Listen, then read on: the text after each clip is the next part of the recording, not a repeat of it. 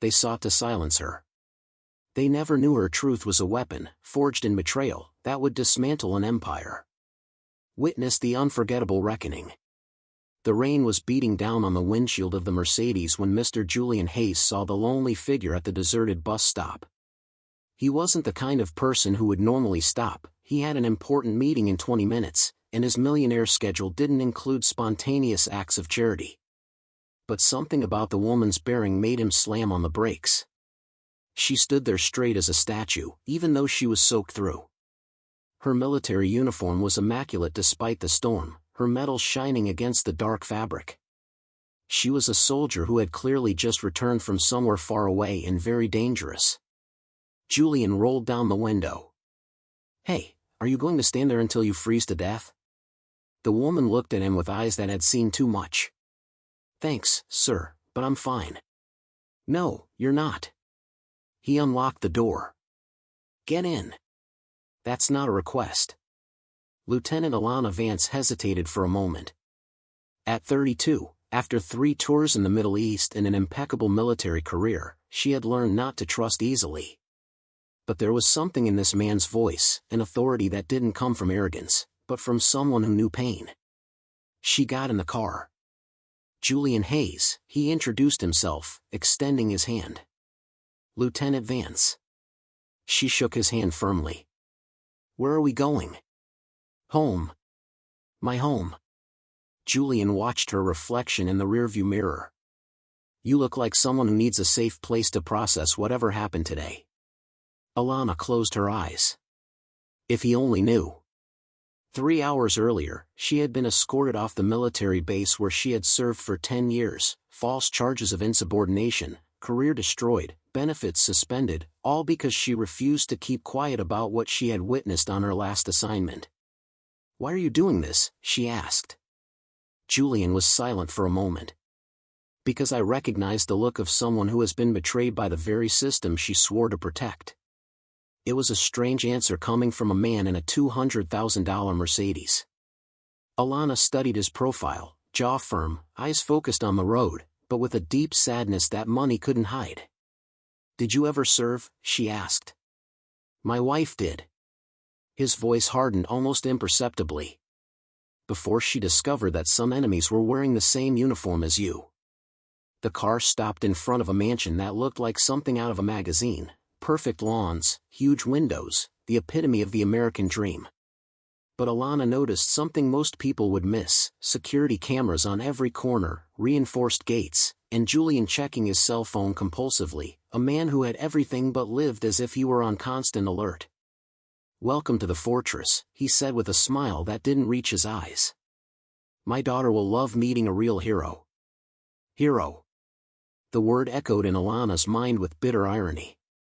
If only he knew that at that moment she was technically homeless, careerless, and had only $300 in the bank. But there was something in the way Julian looked at her, not as a victim or a charity case, but as an equal, as someone who understood that some battles aren't fought on battlefields but in boardrooms and military courts. As they walked toward the front door, Alana had no idea that she was about to enter not just a house, but the center of a storm that would test everything she believed about justice, loyalty, and the true price of courage. Inside the mansion, Julian watched Alana study every corner of the room with eyes trained to detect threats. She noticed the exits, the cameras, the blind spots, automatic military behavior that confirmed her suspicions about who this man was. "Daddy!" A soft voice came from the stairs.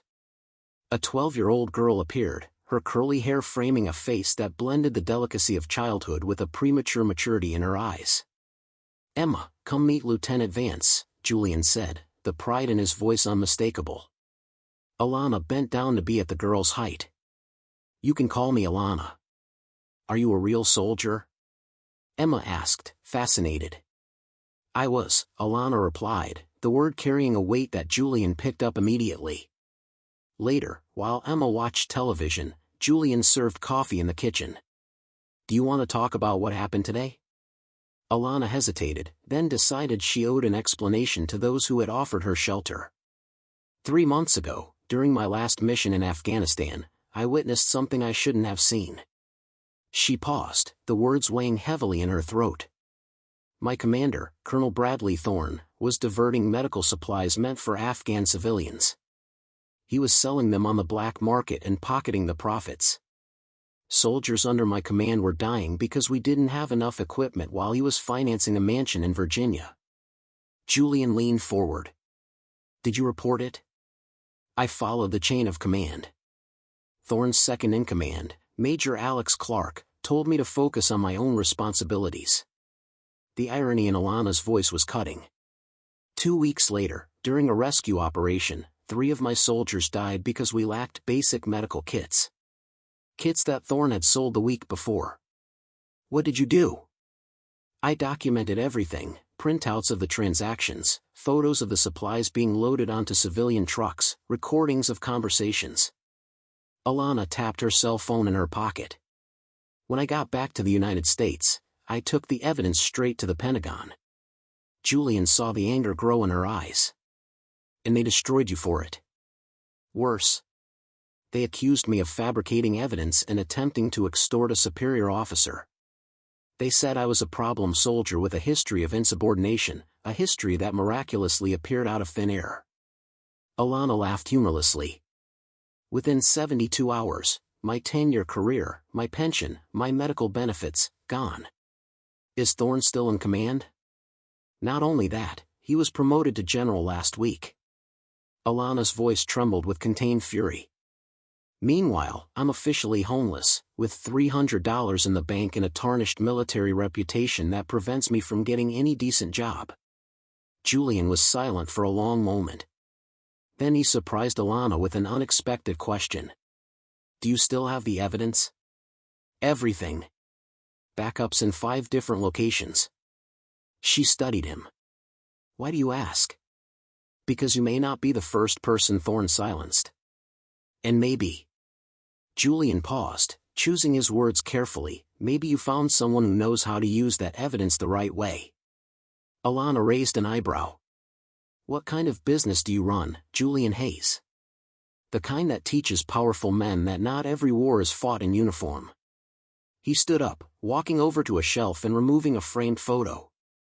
This is my wife, Rebecca. Or she was.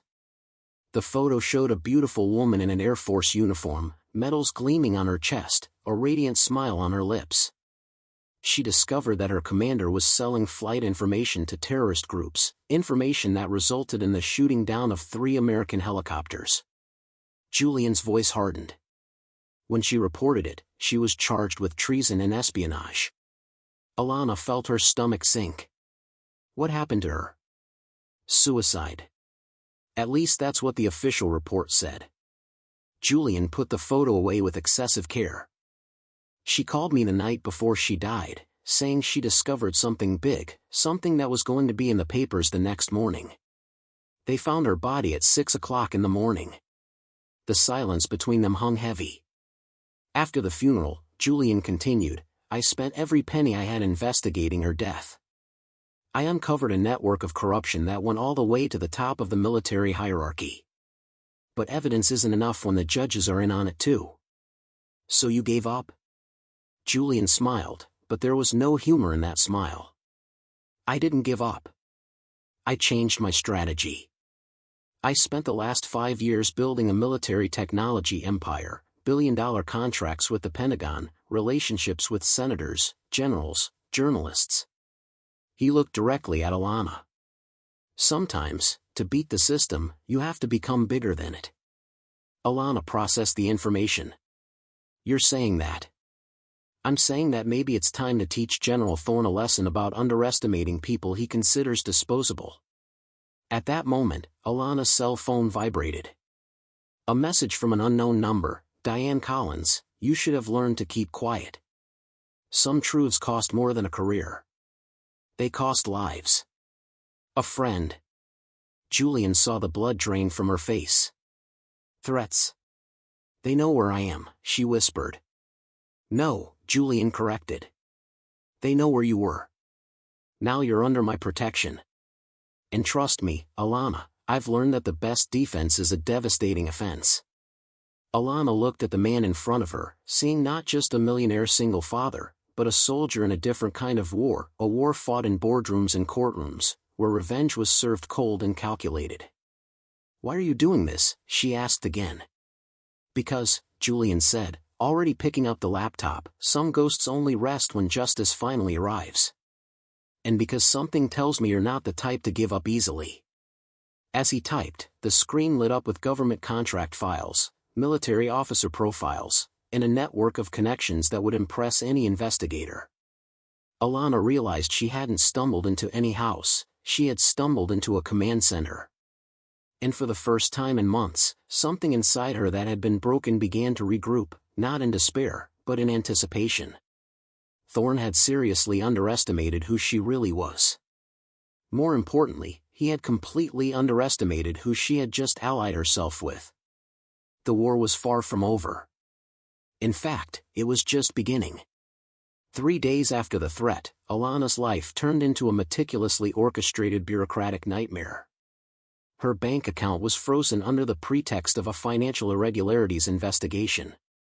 Her rented apartment, the landlord had received an anonymous tip about suspicious activity. Her former military colleagues stopped returning her calls. General Mark Thorne wasn't just trying to silence her, he was systematically erasing her existence. "He's using the classic playbook," Julian explained as he pored over documents in his mansion office. "Social isolation, economic pressure, destruction of credibility. My wife went through the same process." Alana held an official letter from the Department of Veterans Affairs. "They denied my request for medical assistance. They said that because I was discharged under questionable circumstances, I'm not entitled to benefits." Her voice trembled with contained anger. 10 years serving my country, and now I'm treated like a criminal." Emma appeared at the door, carrying a cup of hot chocolate. "For you," she said shyly to Alana. "Dad said you're going through a difficult time." Alana accepted the cup, touched by the kindness. "Thank you, sweetheart." "Mom was a soldier too," Emma continued. "Dad says women soldiers are the bravest people in the world, but not everyone understands that." After Emma left, Julian leaned forward. "I need to show you something." He opened his laptop and navigated to an encrypted folder. "For the past 5 years, I haven't just been building a company, I've been building a network." The screen showed a complex family tree of military, political, and media connections. Senators Thorne thinks he controls. Investigative journalists with a history of taking down corrupt officials. Military officers who are clean and hate what men like Thorne do to the uniform. Are you suggesting an information war? I'm suggesting strategic justice. Julian clicked on another file. Remember Rebecca? Before she died, she didn't just get evidence on her commander. She got evidence on an entire network, including a young major named Alex Clark. Alana felt the blood drain from her face. Thorne was involved in his wife's death. Not directly, but he was part of the scheme she uncovered. And when she threatened to expose it, Julian clenched his fists. Let's just say some accidents are very convenient.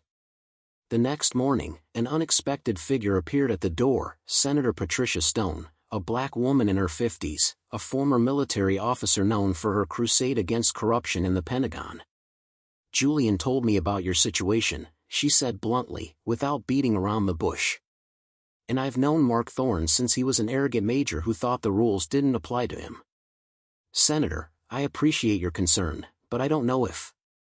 "Let me stop you there, Lieutenant Vance." The senator sat down, her presence commanding immediate respect. 6 months ago, my committee began an investigation into military corruption in the Middle East. We have suspicions, but we need solid evidence. You've appeared as a gift from heaven."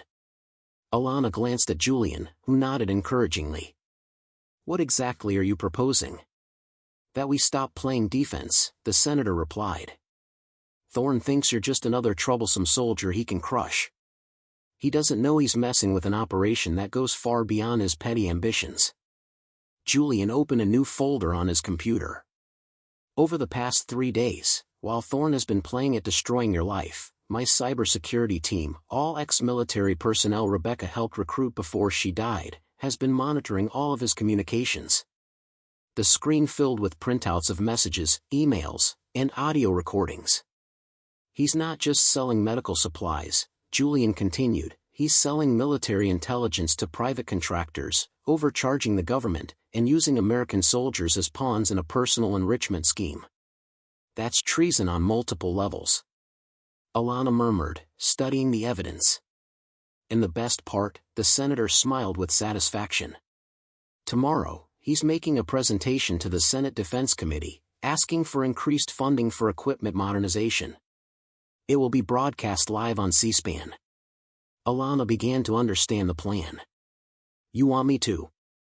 We want you to show up at that hearing, Julian said, not as an accused soldier, but as the lead witness in a Senate investigation, with backup from senators, irrefutable evidence, and national media coverage. Thorne thinks he silenced you, the senator added. Imagine the look on his face when you stand up in that audience, microphone in hand, with the entire country watching. That night, Alana couldn't sleep. She paced around the house, processing the magnitude of what was about to happen. Julian found her in the kitchen at 3 o'clock in the morning. Nervous? Not nervous. Determined. She turned to him. You've been planning this for 5 years. I've been preparing for the right moment for 5 years. You're the right moment, Alana. Rebecca would be proud. Alana touched the cell phone where she kept her original evidence. He really thought that by destroying me, he would destroy the truth. Men like Thorne always make the same mistake, Julian said softly. They confuse silencing the messenger with silencing the message.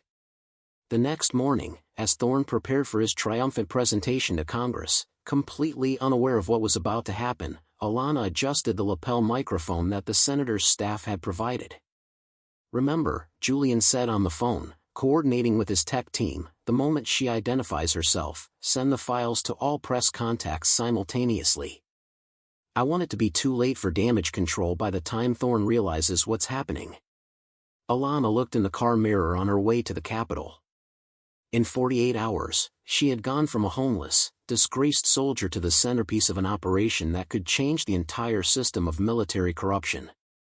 But as the Capitol loomed majestically against the blue Washington sky, one question hammered at her mind: had Thorne really underestimated the situation that much? Or was there something they didn't know yet? Because men who rise to the rank of general rarely survive that long by being completely naive about their enemies. That's when his cell phone vibrated with a message from an unknown number. I see you found some powerful friends, Alana. Too bad they don't know the whole truth about you. See you at the hearing. Someone who knows your darkest secret. Alana's blood ran cold. Thorne had discovered something that neither Julian nor the senator knew about, something from her past that could destroy not only her but everyone who dared to support her. The congressional hearing room was packed, with C-SPAN cameras broadcasting live when General Mark Thorne took the podium, adjusting his impeccable uniform laden with medals.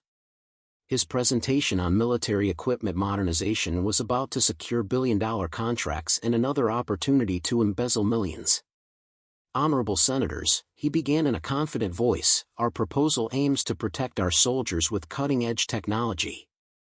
In the audience, Alana took a deep breath. Julian whispered to her side, remember, when Senator Stone gives the signal, stand up and identify yourself. The rest is in our hands. Thorne continued his polished presentation, completely oblivious to what was coming. Unfortunately, we face problematic soldiers who spread misinformation about our operations, trying to tarnish the reputation of dedicated officers. That's when Senator Patricia Stone leaned toward the microphone. General Thorne, before you continue, I would like to introduce a special witness who has relevant information about your operations. Thorne's smile faltered for a split second. Senator, I don't understand. Lieutenant Alana Vance, please introduce yourself. Alana rose slowly, and the blood drained from Thorne's face as if he had seen a ghost. She walked to the audience microphone, each step echoing in the sudden silence of the room. Good morning, General Thorne, Alana said, her voice clear and firm. Surprised to see me? Thorne tried to regain his composure. Senator Stone, this woman was discharged from military service for fabricating evidence in. And it is precisely those allegations that she is here to testify about, the senator interrupted. But first, I would like the public to know what Lieutenant Vance really discovered in Afghanistan. Julian, sitting strategically at the back of the room, discreetly activated his laptop. In real time, files began to be sent to dozens of journalists in attendance. General Thorne, Alana continued, do you remember this conversation? She held up a small audio device. Recording from March 15th, at 2:30 p.m., in your command tent. Thorne's voice echoed through the speakers, Colonel Stevens, those medical supplies are worth $50,000 on the black market. Send them to the usual contact and transfer my share to the Cayman Islands account. The room exploded in murmurs. Thorne jumped out of his chair. This is a fake. A montage. Interesting, Senator Stone said calmly, because we also have these photographs. The screens in the room filled with images of Thorne supervising the loading of medical supplies onto civilian trucks. And these bank records, Julian added, standing up and walking to the front, showing transfers of $470,000 to the general's personal accounts over the last 18 months. Thorne was losing control. Who is this man? He has no authority to. Julian Hayes, CEO of Hayes Defense Technologies, Julian replied with a cold smile. And the man who supplies 60% of the communication systems you've used to coordinate your illegal operations. Systems which, by happy coincidence, automatically record all communications for security purposes. The color drained from Thorne's face. He realized the trap. He had used Julian's own technology to incriminate himself for years. Senator, Thorne stammered, I can explain. General Thorne, Alana interrupted. 3 soldiers under my command died because you sold the medical equipment that could have saved them. Private Peterson, 22 years old, Private Williams, 24 years old, Private Rodriguez, only 19 years old. Her voice didn't waver. They died while you were buying your 3rd house in Virginia. The silence in the room was deafening. Thorne tried one last desperate gambit. You don't know the whole truth about her, he shouted, pointing at Alana. She killed innocent civilians during an operation. That's why she was really discharged. Alana smiled for the first time since she had entered the room. General Thorne, thank you for bringing that up. She turned to the audience. That is exactly the lie he planted in my file after I confronted him about corruption. Julian activated a new screen. Here is the original report of the operation. Before it was altered, Lieutenant Vance saved 16 Afghan civilians during a terrorist attack, risking her own life. And here, added Senator Stone, is the recording of the order General Thorne gave to alter that report and create the false charges against Lieutenant Vance. Thorne's own voice echoed again, destroy her reputation. Make up whatever you need to. She can't look like a hero when we're tearing her down. Thorne slumped in his chair, the weight of defeat finally hitting him. All the lies, all the corruption, all the arrogance, all crumbling live on national television. General Thorne, Alana said, stepping closer, you said that some soldiers are a problem. You're right. Soldiers who refuse to remain silent when they see officers betraying their own men are indeed a problem for people like you. The cameras captured every detail of Thorne's humiliation. His empire of corruption, built through years of abuse of power, was crumbling in a matter of minutes. Julian watched with satisfaction as reporters bombarded Thorne with questions he couldn't answer. The man who had indirectly caused Rebecca's death was finally paying the price. The hearing is adjourned, Senator Stone announced. General Thorne, consider yourself under formal criminal investigation. As Thorne was escorted out of the room by military police officers, he passed Alana one last time. You don't know what you've gotten yourself into, he muttered under his breath. Alana stared him down. General, in 10 years, I've learned that there are 2 kinds of soldiers, those who protect the innocent, and those who protect themselves from the innocent. Today, the entire country found out which kind you are. As the doors closed behind him, Alana finally felt something she hadn't felt in months, not revenge, but justice. The difference was that revenge would have left her empty, but justice was leaving her whole. Julian approached her in the hallway, crowded with reporters. "How do you feel?" "Like a soldier," Alana replied simply. "For the first time in a long time, like a real soldier." But as camera flashes exploded around them and Thorne was led away in custody, one question remained: what happens when justice finally prevails? Are some victories too big to be true? Or does the system sometimes really work when the right people come together for the right reason? 6 months after the hearing that destroyed General Mark Thorne's career, Alana watched from the window of her new office at the Pentagon. Officially reinstated to the armed forces with all honors restored, she now headed a new military integrity division, created specifically after the Thorne scandal made national headlines. The irony was delicious: the man who had tried to destroy her had inadvertently created her dream job. "Major Vance," Julian corrected, entering with coffee. Alana had been promoted 3 times in 6 months, a historic redress that became a case study in military justice. "Did you see the news about Thorne?" Julian nodded grimly. Former General Mark Thorne had been sentenced to 20 years in prison for treason and corruption. His fortune had been confiscated to compensate the victims' families. His wife had filed for divorce, and his children had changed their last names. Even more devastating, he was serving his sentence in a military prison where corrupt former officers were not exactly popular. "He tried to call me from prison last week," Alana continued. "He said he wanted to apologize." "Did you take it?" "No. Some people confuse forgiveness with reconciliation. I forgave Thorne for my own well-being, but that doesn't mean he deserves a second of my time." Emma came running in, now 13 and radiating confidence. "Alana, Dad said you won another award." "Military Integrity Award of the Year." Julian confirmed proudly. "3rd this year." Alana looked at the stack of letters on her desk. "I get 50 messages a week from soldiers reporting corruption. The division he indirectly created has already investigated 23 similar cases on bases across the country." The phone rang. "Major Vance, Senator Stone on line 2. "Great news. The bill to protect military whistleblowers passed the Senate. Soldiers who report corruption will now have automatic legal protection."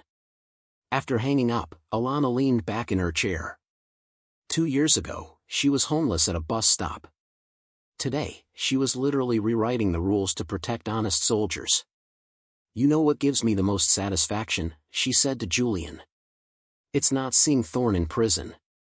It's knowing that no soldier will ever go through what I did. This law will protect generations." That night, during dinner, Emma asked a question that summed it all up. "Alana, do you regret reporting the general?" Alana looked around the table, Julian smiling genuinely, Emma growing up with an unshakable sense of justice, and a family built not in spite of adversity, but because of it. "Emma, the truth is an expensive luxury, but it's always worth the price. Thorne tried to teach me that some secrets cost careers. I taught him that some silences cost souls. General Mark Thorne now shares a 6-foot by 9-foot cell, eating food from a metal tray and counting the 20 years he has left to live. Alana Vance heads a division at the Pentagon, lives in a mansion with the family she chose, and wakes up every day protecting honest soldiers. The best revenge, she discovered, is not to stoop to your enemy's level, it's to rise so high that they become irrelevant."